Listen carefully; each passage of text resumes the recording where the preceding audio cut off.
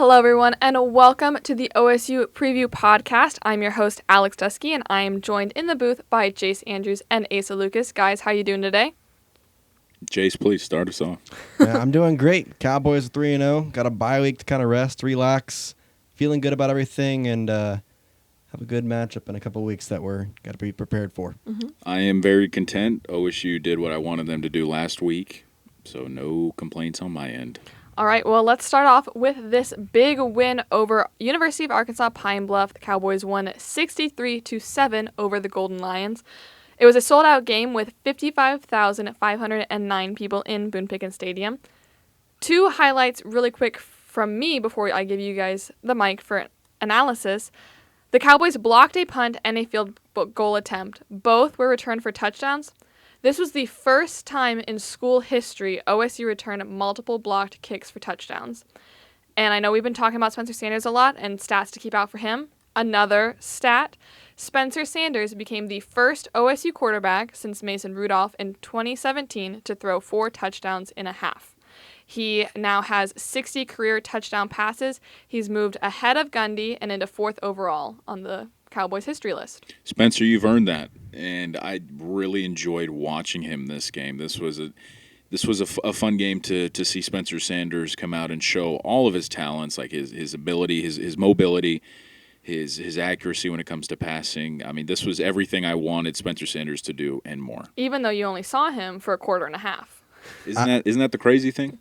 Well, it's funny because Spencer actually played less than I thought he would. Mm-hmm. Usually when you have these types of games, you have the starting quarterback will go in there. He'll play at least a half just, for I think when we the played TCU, they were stayed through the third quarter. Correct. I mean, Gunner came in the I think right before the 4th. I mean, this was just utter dominance by the first-string offense, and Spencer had an amazing game, and it's really good to see his potential going into the bye week of what he can be.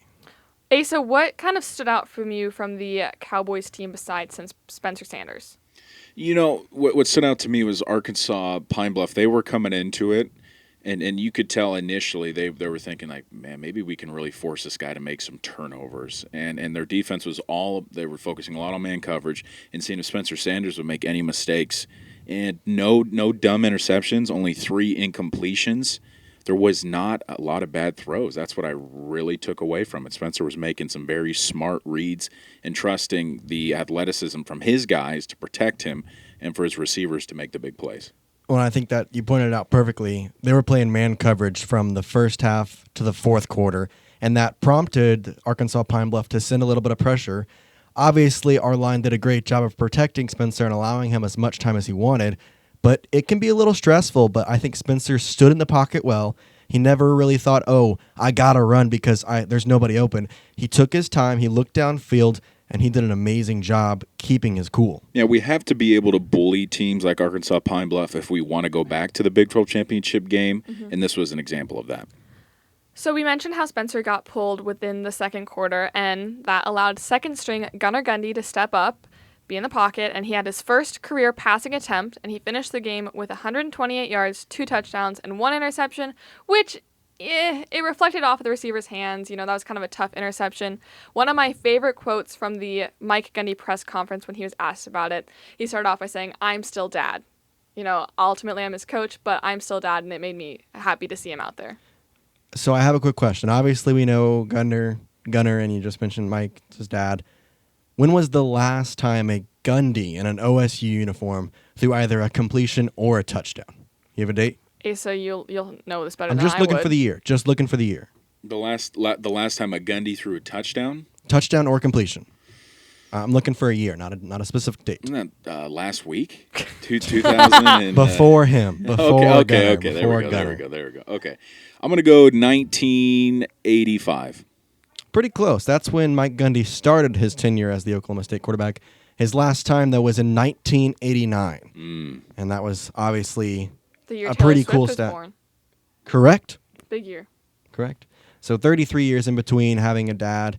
And let's not forget, we have probably a really good athlete in Stillwater High School right now, in Gage Gundy, that could be coming. So the Gundy family is just producing athletes like nothing else.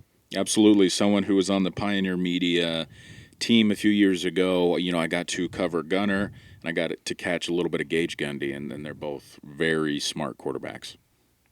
So if you were listening with us last week, we did a little guessing game on if Jace or Asa could make some accurate predictions. So the first question was how many total yards Spencer Sanders would have. And you guys both said in the 400s. He only had 241 total yards, as we mentioned, only playing a quarter and a half. So no points awarded to you guys. It kind of helped that they had a couple of special teams touchdowns that took did away not from his foresee opportunities. that. I didn't see some of these blocked punts, but what do you know? All right. In the leading rusher category, Jace, you predicted Spencer Sanders, and Asa predicted Dominic Richardson. Both were wrong. It was Ollie Gordon. He had only 65 yards on only 3 carries. Ollie and then right behind him, Gunner being the top 2 runners. I don't think Anyone anybody would've would have predicted predicted that, that. I will say the good thing about Ollie is most of his yards came off that 53-yard touchdown rush, which was great to see because he doesn't get a lot of playing time right now. Obviously, Dominic's the main back, and you got Jane behind him. But we got to see Ollie shine and see what he can be in the coming years, and I really like it. I do have one comfort from that, and that's knowing that Dominic Richardson was the third Correct. in yards, and you know who was last? Spencer Sanders. Ooh, with -1. So I have some comfort in that, knowing how off Jace was. Actually, technically, if you look at the stats, I have them pulled up right here. Correct, and below it there is a team rush for -2. Okay. So technically, the team was Okay, last, dude. not Whoa. Spencer. Wow. Yeah. All right, the I kinda third question I asked you guys last week was the leading receiver, and Jace, you picked Brennan Presley, and Asa predicted correctly with Braden Johnson. He had 86 yards on 4 receptions. He also surpassed 1,000 career receiving yards, so point Asa for that question. Thank you. Hey, It feels good to win this week. okay, hold on. Can I count my all-purpose yards for Brennan? Because Nope. That was not the question was stipulated. receiving. technically he received the punt. All right, and the final question was how many punts will the team make? Jace, Gosh dang you it. guessed none, and that was incorrect. Asa, you guessed 4. There were 3 punts total, and if you were watching closely, the Cowboys went for it on 4th down instead of punting in that situation. So Asa, you were very close. Wow. You get the point and the game. Thank you so much, Alex. I'm grateful for this beautiful country that we live in. I'm grateful for my co-host Jace Andrews for making this a competitive. What stinks prediction. is this is just a precursor to our Big 12 predictions for the past yeah. couple weeks. We'll get to Ooh, those let's in a not jump couple ahead minutes. yet. One other stat I did want to share is that Oklahoma State is the only FBS team with 13 different players who have scored a touchdown this season, which I think is a really impressive stat. Our social media team has done a great job of promoting that on all social media platforms. They have. Thank you so much, interns. I'm ready for the Tom Hutton touchdown next week. This current Cowboy football team has the longest home winning streak since the 2002 to 2003 season. In the polls, the Cowboys did drop down 1 spot to number 9. What were your guys' thoughts on that? I have no problem with the committee or anyone dropping us down. You know, you're playing a school that's not even Division I, and really, and that's the same for Alabama, for Georgia, all those other top 10 teams. When you're playing these really easy games, I don't think you deserve to go up, even if you win by 100. Jace. So I'm happy with it. I'm probably going to make some enemies right here, and that's okay. But to be honest, I was a little upset, obviously, because Kentucky beat Youngstown State by a lesser margin than we beat Arkansas Pine Bluff, both FCS schools. And so I don't think we deserve to go down for it. I'm not saying we should go up, but we definitely deserve to go down. But the part where I'm going to make the enemy is these rankings they don't mean anything. None of these rankings until November mean anything because they're by the CFP is when it actually matters. The only time it matters is when we're playing home games for me. But I agree with Jace completely. Really, it does not matter. We don't know what these rankings mean. I promise you by November there'll be 2 teams in this top 10 right now that'll be near the bottom of the 25 by the time November comes. Well, so Jace is right. It happens every year where we get to the CFP rankings and they're completely different Yep. than what we've been agree. seeing all year from the AP poll. So obviously, little upset, but that's more of the fan coming out of me knowing that they really don't matter. They're just for show. Before we move on from this, I did have a question come in from a faithful listener who's listened since week 1, and they want to know, did Mike Gundy get any players from the transfer portal that are currently starting on offense or defense? Xavier Benson. Do you know where he came from? He was at Texas Tech, went to a JUCO, now with us. He is currently starting right now. He was used seldomly in this last game. I expect him to be very much used. I can't guarantee he'll be the starter for the rest of the year. But yes, he was a transfer from Tech that went to JUCO last year and then to us. In terms of offense, I really don't think so. Even though Jace Andrews really does struggle with predicting and understanding the games, he is very knowledgeable with Cowboy football. He is. I was doing some reading, and I found some offensive guys that we did bring from the portal, but I didn't see any that were starting. Yep. Yeah. Oh, I did want to say a big career collapse to, obviously, Gunner, but Kale Cabanis and Tylen Stretron for all three getting their first touchdowns as a Cowboy. So a big round of applause to them. That's what these games are kind of meant to be, to have fun and put those guys out there. So I really liked what I saw from those three. Even though we don't have the transfer guys, the future's looking bright from recruiting from Coach Gundy. And those are three guys. They're right there. Prove it. I agree. So now we mentioned kind of that the Cowboys are in a bye week this week, so we don't have any games to predict this week. We do want to remind you guys that the Cowboys will be traveling to Waco to play next Saturday against the defending Big 12 champions, the Baylor Bears. Again, we're not going to do any predictions right now. We will get into some Big 12 coverage later on in the show. But since we have some more free time than we typically do, I wanted to take a look at other OSU sports going on, because there are a lot.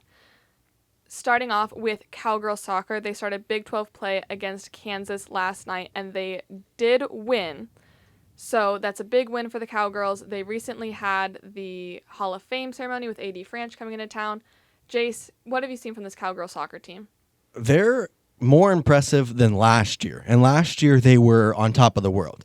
Now with that win last night, they're 8-1-1, with that only loss coming to Miami, who is a pretty decent school and a pretty decent soccer conference, the ACC. And I tell you, when you have Grace Yoakum this year breaking the goals record for OSU soccer, it is something to watch. And I really encourage you. I know a lot of people who listen to this want to go watch football.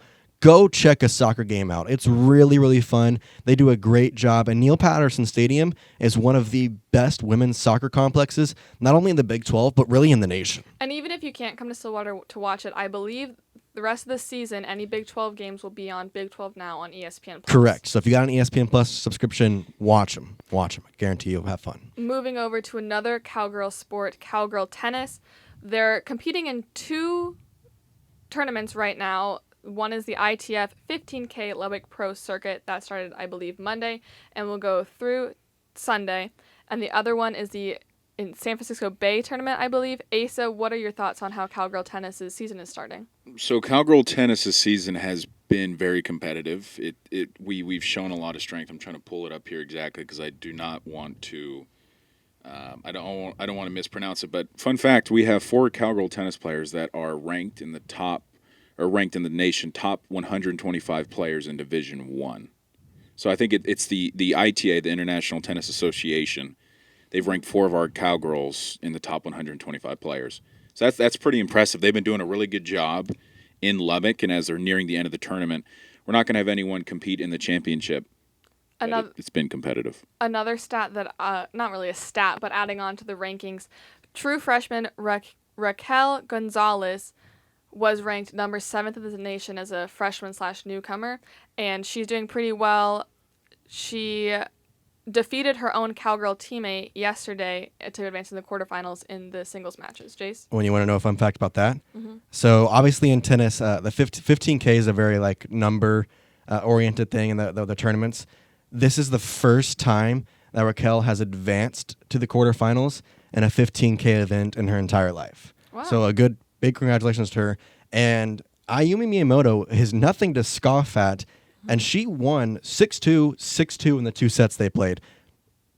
I'm telling you, Miyamoto's good, but, man, Gonzalez is coming for the blood right now. Have y'all watched a Cowgirl tennis match in person before? Not in person, I've no. driven past some of them. You know how sometimes they'll be in the Greenwood Tennis Center, but sometimes they'll have those exhibition where they'll just play at the Colvin for funsies? Yeah, I think it was more freshman year when they were finishing up the Greenwood Center, but I have not had a chance to attend in person. So I've done a couple PA gigs for Oklahoma State for the Cowgirl Tennis and Cowboy Tennis, and they have some really fun traditions. Like when they get to a set point and they're about to win, that's when everyone starts shouting right before they serve. And you I promise you'll at least see one time during the day the referees or the officials go over to the audience and give them like a volume warning while the other team is serving, because these Cowboy and Cowgirl tennis fans are passionate about these teams and these players. We'll have to try and make it over to Greenwood Tennis Center for a match. One other sport, more of a game that I want to keep on everyone's radar. Cowboy baseball scheduled a fall exhibition game against a Texas Rangers scout team on October 10th, 10/10. How big of a deal is this for the Cowboy baseball? So Texas's pro teams obviously range from the major leagues to the minor leagues to these type of scout teams that we see. I think it's a cool thing to bring them into O'Brate Stadium because unfortunately, or maybe not unfortunately, but these scout teams, this is probably one of the best stadiums they've played at besides the practice facilities over at Texas's Place. So I think it's a big deal in terms of having excitement for baseball, because I guarantee you, if people are free on that Monday, go to O'Brate. Even if you don't really care about baseball, it's a great stadium. You get to watch some fun games. Exactly. It's going to bring some excitement when the season is still 3 months away, and I think that's a great thing right there. I adopt the philosophy of free publicity is good publicity, or any kind of publicity is good. And so this kind of thing does not happen normally in the world of college baseball. I'm not going to say this is a once-in-a-lifetime thing, but I think it's fair to say once in every couple of years, maybe once in a decade. So the opportunity that Oklahoma State has to represent the university, represent the team with all the news media outlets, and in this kind of fun, almost silly situation is really good to watch. And I'd encourage everyone to try to find some sort of streaming option to watch it. Or if you can't do that, come in person. Have some Freddy's. I believe admission's free. It is free, I'm pretty sure, because obviously it is a Monday, so you're not going to fill a stadium. But it is pretty cool that we've played against or at the Texas Stadium multiple times, and now we get to play the scout team. The Texas Rangers. Correct, Texas Rangers not team. Longhorns. Not Longhorns. We don't want to play there. So moving past current OSU athletes, again, so we have more time to fill the podcast, we're going to look at the pro pokes. Cowboys in the NFL. Some names that may be familiar. The longest tenured OSU Cowboys in the NFL are 2 Dolphins players, Emmanuel Ogbah and Tyreek Hill. Let's start off by talking about Malcolm Rodriguez. He is killing it with the Lions. Last week, he led the team with a team high of 8 tackles, and he was the highest graded run defender among linebackers, according to Pro Football Focus. Thoughts on Malcolm? Everyone is loving Malcolm Rodriguez on social media right now. He's making the Oklahoma State Cowboy football team look like the place to go to based off of how he's coming out of the gate and tackling. A lot of rookies in the NFL, they have to take at least a season or 2 to start to adjust, and there does not seem to be a curve at all for Rodriguez. I think the Hard Knocks series, focusing in on the Lions this year, has been an Oklahoma State's fan dream, because you can see everything that us as pokes expected to happen. We knew Malcolm was going to be good. We knew Malcolm's mindset was, I'm going to go in there and win the job, and he's done exactly that. And I don't want to create comparisons. I'm not doing that here. Don't do it. I'm not going to. Don't. But I am. Malcolm, first of all, over his first 2 games, has 14 tackles, and he was a team-high 8 tackles last week, tied with a couple other of Lions players. But can any of y'all guess what round and what pick Malcolm was picked in this past year's draft? Oh, I should know this. Round 5, wasn't it? Ooh, Close. wasn't it the 3rd round? No. He got dropped because of the size. It was 5 or 6. It was the 6th round, and he was picked 188. Do y'all know another famous NFL player picked in the 6th round that has turned himself into an impressive guy? Hit me with it, Jace. Tom Brady. Round 6, pick 199, 11 picks after Malcolm Rodriguez, and I expect Malcolm to be a force for the Lions. Him and Aiden Hutchinson are going to be amazing. You know, Jace, can I ask you, is there any – I kind of noticed a weird correlation with that fun fact you just shared with us. That wouldn't have to do with any sort of bias in being a Patriots fan, would it? Well, if I was showing bias to anything, it'd probably be towards my OSU ties, saying that Malcolm is going to be like Tom Brady, but – even though they're completely different positions? Correct, Well, but they were same rounds and very similar picks, Okay. and they're doing. I mean, in terms of the first 2 games, Malcolm is doing better. Well, I'm going to put my bias aside as a Bengals fan and tip my hat off to Jalen Warren, who is unfortunately seeing action with the Steelers. And he played in Thursday Night Football against the Cleveland Browns, and he was the second leading rusher, 4 carries, 30 yards, with an average of 7.5 yards per carry. Well, it sucks because he had a 30-yard run taken away by a penalty. It would have put him up to more than that. But he's doing great, and I tell you, obviously I know this may not be the greatest thing to hear in terms of a Bengals fan, but that first week when they played the Bengals and Najee got hurt, Jalen came in, and there is a viral video going around of him absolutely decking a Bengals linebacker going in to sack Mitch Trubisky. And I just watched it and find it funny because he is a significantly shorter than the lineman coming in. Yeah, I was wondering if his size was going to be that big of an impact going into the NFL, but he looks fine out there with just how muscular and how strong he is. One other big Pro Pokes player that I think we should mention is Matt Amendola. He's the kicker. He made his debut with the Chiefs last week. He was 3 for 3 with extra points and made 2 field goals. So good job, Matt.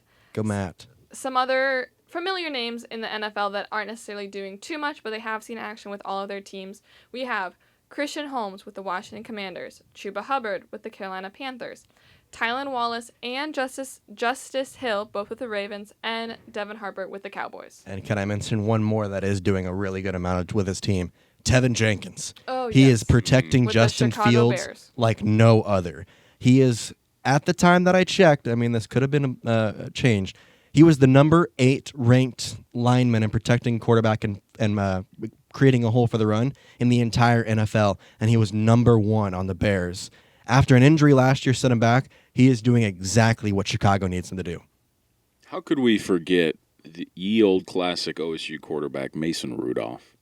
He's unfortunately not. He had getting played a lot of shine and a lot of time back in the 2010s, late 2010s, and he's had some numbers over the years, you know. OSU Cowboy fans are calling for him to get traded from the Steelers so that he could hopefully get some action. But obviously we're glad to see all of our Pro Pokes in the NFL. Switching over back to college football, let's look at the Big 12. Ooh. Before we get into our little game, we got to talk about Kansas, the Jayhawks, the 3-0 undefeated Jayhawks, who sold out today's game against Duke at home. A fun little fact that you guys might have seen on, I believe it was CFP on Fox. OSU and Kansas are the only FBS schools to not have lost a football or basketball game in over 200 days. I did see that. It brought a lot of warmth and pride to my Cowboy heart. Kansas scares me. I got to be honest. They have scored a lot of points. You're laughing, No, but I just never thought I'd hear you say correct. that by a year ago. A The mythical same bird thing. is scaring you. It is really crazy that is actually a thing, but I really want to see how they deal with finally having some hype behind their team.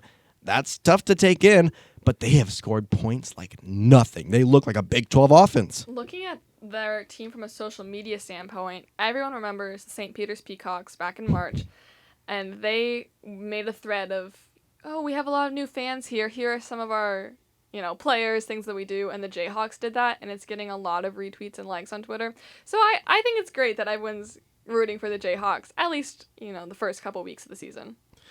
Before we move on, I just wanted I meant to mention him earlier, and I apologize, but Trace Ford was the special teams player of the week this past week, and so I wanted to give a big shout out to him. He had that blocked kick and returned the punt as well for the touchdown. Also played great on the defensive side, but just wanted to make sure we mentioned that, and good applause to him. Thank you, Jace, for reminding us of that. Another Big 12 team, Thursday night, West Virginia beat Virginia Tech on the road 33-10. What are your thoughts on that win for West Virginia? That's a very good West Virginia win. The Pitt game could have gone either way. You can talk about coaching decisions and how that ultimately had West Virginia lose. But I was kind of wondering, West Virginia starting 0-2, I was like, man, are they going to kind of be the shocking surprise compared to Kansas, who started off 3-0? But they need to be respected. West Virginia is a very scrappy team this year, and that was a very good win against a pretty decent Hokies team that'll probably go 6-7 and go to a bowl game this year. When you have JT Daniels, who at his time of recruiting was talked about to be one of the top quarterbacks for maybe a Heisman coming into his recruiting class, now not so much, obviously transferring through a couple schools and ending up at West Virginia, but 20 for 30 last night, or a couple nights ago for 203 yards and 1 touchdown. He's doing pretty well, and I think there are really no bad teams in this conference, which is partially scary. It's crazy to think about when you start to say that Kansas is good.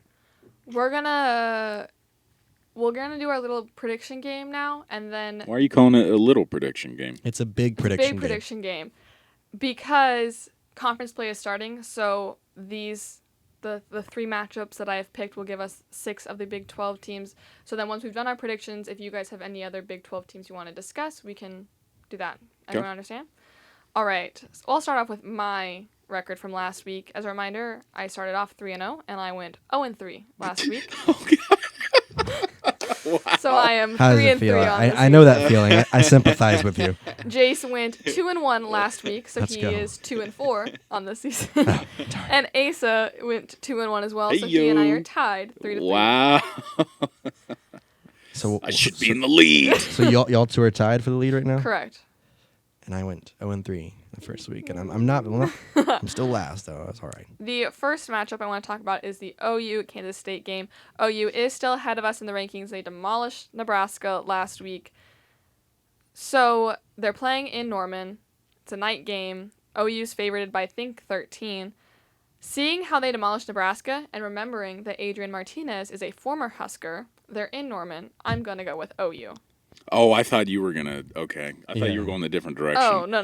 No, I love cheering for the underdogs, and I especially cheer for teams to beat Oklahoma every week. But Adrian Martinez, the way he was playing last week in the play designs they were giving him when they lost to a good Tulane school, Team, yep. Kansas State's no shot of upsetting Oklahoma. It wasn't like 2 years ago when they went into Norman. Yeah, the past couple of matchups between these two teams have been kind of interesting, but I can't pass up what Oklahoma did in Nebraska. I thought it'd be a little closer. Me too. And like you said, Alex, Adrian Martinez being a Nebraska quarterback recently, Deuce Vaughn just can't do enough to hold that team up. I'm going Oklahoma.